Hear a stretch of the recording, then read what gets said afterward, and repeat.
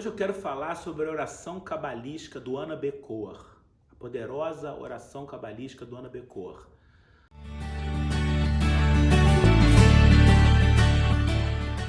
Mas antes eu quero agradecer você por estar aqui na minha página no YouTube. E se você está curtindo esse conteúdo, aproveita que você está aqui, segue a minha página, ativa as notificações. E se você está gostando, compartilha com outras pessoas. Quanto mais você compartilha, mais luz você recebe. E se você está curtindo mesmo o conteúdo da Cabala, o workshop Receber Mais, em que eu vou ensinar um passo a passo da sabedoria cabalística, como você pode se tornar um verdadeiro receptor para receber tudo de bom que você tem na vida. Para isso você tem que se inscrever lá na minha página, shmuelemle.com. Através da inscrição, você vai poder participar desse workshop de 3 aulas, segunda, quarta e sexta. Então, por favor, se você está interessado, se inscreve e avisa os outros, compartilha com mais pessoas. Mas então, o Ana B. Cohen é uma das orações mais poderosas, de acordo com a Cabala. O Zohar, que é o principal livro de Cabala, ele discute o conceito dos nomes de Deus. Tem diferentes nomes de Deus que representam diferentes energias divinas, diferentes aspectos da luz infinita disponíveis para nós. E tem muitos nomes de Deus. Se eu não me engano, eu já fiz um vídeo sobre o poder do tetragrama, que é o nome de Deus de 4 letras, Yud Kei Vav Kei, o principal nome de Deus. Tem com certeza um vídeo sobre os 72 nomes de Deus, que são 72 sequências de 3 letras hebraicas cada uma, e que Moisés usou esses 72 nomes de Deus para abrir o Mar Vermelho, que até hoje a gente pode usar esses 72 nomes de Deus para abrir o nosso próprio Mar Vermelho, para criar milagres na nossa vida, para sair de situações aparentemente sem saída. São diferentes canais que ativam diferentes forças na nossa vida.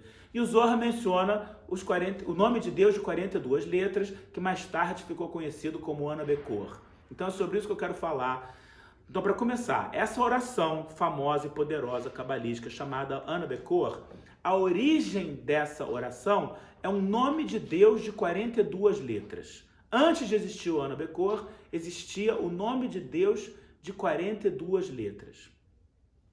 O nome de Deus de 42 letras, a origem desse nome é as 42 primeiras letras da Torá. As 42 primeiras letras do livro de Gênesis, as 42 primeiras letras da Torá, passadas num código. Existe um código complexo que se transforma uma letra em outra, como se fosse, vamos supor que na época da Guerra Fria, os Estados Unidos têm um espião na Rússia e os Estados Unidos querem mandar um telegrama, uma informação para esse espião. Eles não podem mandar o telegrama em inglês para o inimigo ler. Então eles mandam uma sequência X, Y, Z, 4, 9, ponto de interrogação. Ele manda uma sequência totalmente codificada e o espião tem o decodificador, ele tem como transformar aquelas letras em um vocabulário compreensível. Então, através de fazer essa transformação, ele consegue entender a mensagem. Então, da mesma forma, as 42 primeiras letras da Torá passaram numa codificação e elas trocaram para outras letras. Então, tem essas outras 42 letras que se chamam Nome de Deus de 42 letras. Por que isso é importante? Porque se o nome de Deus de 42 letras vem do início do livro de Gênesis, do início da Torá, ele nos conecta com a semente da criação. E na semente da criação ainda não existia o caos, ainda não existia o que a gente chama na terminologia cabalística as klipot. Klipot são cascas de negatividade, são véus de negatividade que entraram mais tarde no sistema, que nos separam da luz. Ali na origem a conexão era pura e cristalina. Então toda vez que a gente fala o Ana B. Cohen, e o Ana B. Cohen é uma meditação, uma oração que a gente pronuncia, que a gente fala as palavras, a gente está conectando com a semente da criação antes de existirem os véus, antes de existir as clipotes, essas cascas. Então essa primeira intenção que a gente deve ter por trás do Ana B. Cohen, porque os cabalistas explicam que quando a gente faz uma oração, tem as palavras da oração.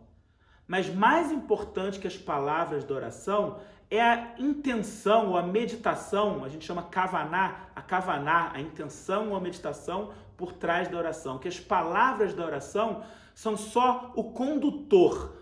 O que realmente carrega a energia da oração é a intenção por trás. Então, por exemplo, um outro exemplo, uma pessoa lê um salmo.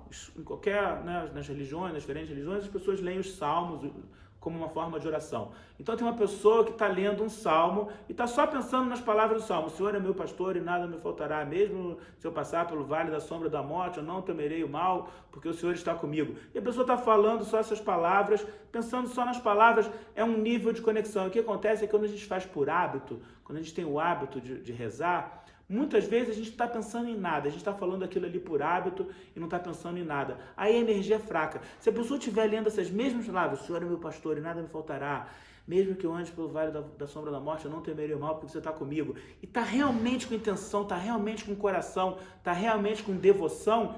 Isso que é mais importante que as palavras em si. Então, que a intenção, o pensamento, a kavaná, a meditação por trás da oração é mais importante que as palavras da oração em si, porque as palavras da oração em si são só o condutor, e o que carrega a energia mesmo é a intenção, é a kavaná, é o pensamento, a meditação por trás.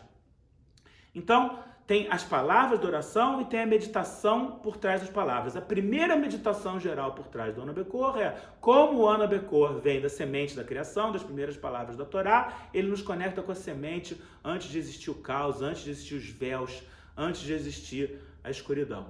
Aí vem essas 42 letras. Agora imagina que a gente tivesse que conectar, ou tivesse que colocar uma senha no banco, ou uma senha na internet, de 42 letras totalmente aleatórias. A gente não ia conseguir lembrar.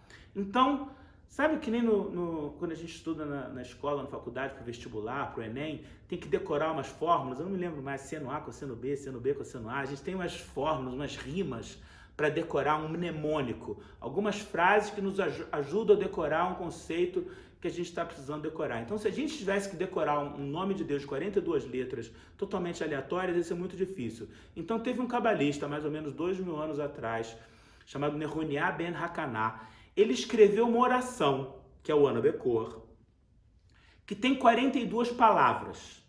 O nome de Deus tem 42 letras. O Ana Bekor tem 42 palavras. Mas as letras iniciais de cada uma dessas palavras é a letra original do nome de Deus. Então, por exemplo, a primeira linha do Ana Bekor é Ana Bekor Gedulat Emineha Tatir Tserura. Se você pegar as letras iniciais dessas 6 palavras, Aleph, Beit, Gimel, Yud, Tav, Tzadik, são as 6 letras iniciais desse nome de Deus, 42 letras. Então, a oração do Ana Bekor é um mnemônico, é um jeito de conectar com o nome de Deus de 42 letras, mas esse cabalista escreveu uma oração porque é mais fácil decorar palavras do que decorar letras. Então, através de falar, de pronunciar as palavras do Ana Bekor, o que a gente quer mesmo é conectar com as letras iniciais. Quer dizer, entendendo isso, você vai entender que se o Ana Bekor foi criado, foi escrito para a gente conectar com as letras do nome de Deus, 42 letras, com certeza a tradução do Ana Bekor não é tão relevante assim. A tradução palavra a palavra do Ana Bekor não é tão relevante assim, porque ele foi escrito para nos conectar com as letras do nome de Deus, 42 letras. Então, quando a gente, cabalisticamente, faz a oração do Ana Bekor, a gente não se concentra tanto, a gente não foca tanto na tradução das palavras, e sim na meditação por trás dessas palavras. Então, eu nem queria nesse vídeo falar sobre a tradução dessas palavras. Se você quiser muito saber a tradução das palavras do Ana Bekor, você está a um Google de distância dessa tradução. Eu tenho certeza que se você procurar a tradução em português do Ana Bekor, você vai encontrar várias opções no Google, a tradução das palavras. Mas eu não quero focar, só para tirar a curiosidade, a primeira linha. Ana Bekor, Gedulat, Emineha, Tatir, Tserura. Tradução, minha tradução seria assim, por favor, pela grande força da sua mão direita, nos salve, nos tire dessa aflição. Não sei direito como é que você vai encontrar traduzido na internet, mas é por aí. Por favor, pela força grandiosa da sua mão direita, nos salve dessa aflição, nos salve dessa dificuldade. Então é uma oração, pedindo socorro, pedindo ajuda para a luz, pedindo ajuda para Deus. O Ana Bekor toda é uma oração. Mas, de novo, as palavras, a tradução das palavras não é tão importante, e sim a meditação por trás de cada linha. Por quê? Porque essas 42 letras do Ana Bekor, desse nome de Deus de 42 letras, são subdivididas em 7 linhas de 6 letras ou 6 palavras cada uma. Por que 7?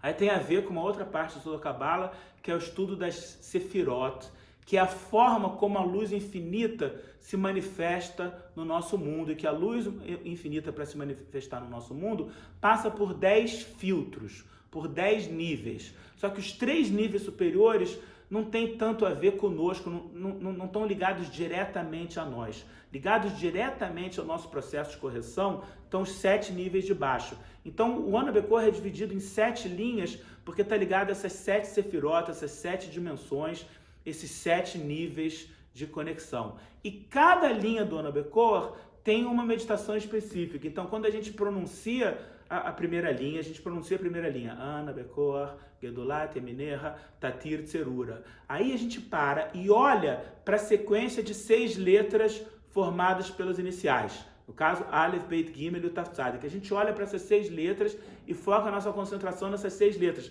Porque as 6 letras são mais importantes do que as 6 palavras, porque as 6 letras são a raiz.